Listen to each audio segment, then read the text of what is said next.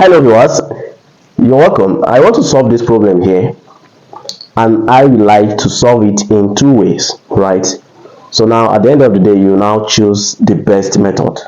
So therefore the first method I'm going to use is somehow strange. So now let's see how we're going to do it. So from here we have root 5 equals 25 to the power of x. So this is going to be, I can split this as having 5 roots multiplied by, I have root 5, another root for 5 equals 25 to the power of what? To the power of x. So now the next thing I'm going to do here is that, 5 can be written as 5 to the power of 1 over 2 multiplied by this 5 here, that is root 5 inside there can be 5 to the power of 1 over 2, and the one outside again can be 1 over 2 equals 25 to the power of x. So now from there, the next thing we're going to do is we're going to have 5 to the power of 1 over 2 multiplied by 5 to the power of this power, we multiply this power, 1 times 1, 2 times 2 of 1 over 4 equals 25 to the power of x. So now from here, from the law of indices, since we are having the same basis, so this is going to be 5, 1 over 2 plus 1 over 4. We're going to add the two exponents, so we're going to have equals 25 to the power of x. So now from here, we are going to, the LCM of 2 and 4 is what? Is 4. 2 in 4 is 2. 2 times 1, we're going to have 2 plus 4 in 1 is 4. 4 in 4, 1. 1 times 1, we're going to have this equals 25 to the power of x. So now from here, I have 5 to the power of 3 over 4 equals, now 25 to the power of x, I can have this 5 to be 5 to the power of 2, then to the power of x. So this is going to be 5 to the power of 3 over 4 equals 5 to the power of 2x, because this will multiply this, right? Since we are having the same basis here, we're going to equate the exponent.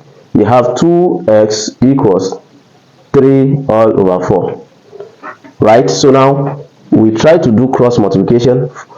4 times this, 3 times 4 times this, we're going to have 8x equals 1 times 3, we have 3. So now from there, we're going to see that we're going to have 8x divided by 8 equals 3 divided by 8. We divide both sides by 8. So this, we cancel this, we have x to be 3 over 8. That's the first method, method 1.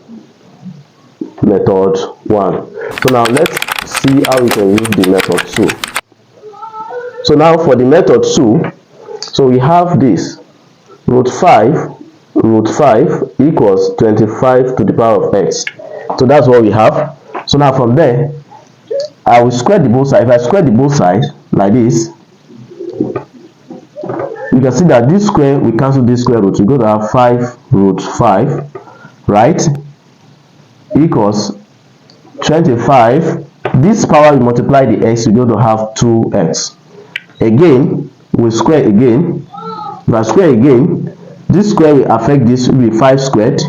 Then the square, we cancel this square root, we're going to have 5 to the power of 1 equals, now here we're going to have 25. 2 we multiply the power here, we're going to have 4x. Are you following? So from there, we have 5 to the power of 3 plus 2 plus 1, because we are having the same basis, it's going to be 2 plus 1 equals, now let me write this 25 in index form. This is going to be 5 to the power of 2, then to the power of 4x, right? So we have 5 to the power of 3 equals, now 2 times 4x will give us what? Will give us 8x. We're going to have 5, 2 times this, we have 8x. So since the bases are the same, we are going to equate the exponents. This implies that 8x equals 3. We divide both sides by 8, right? This will cancel this. Then we have the value of x to be 3 over 8. Can you see? We have this and this method 1.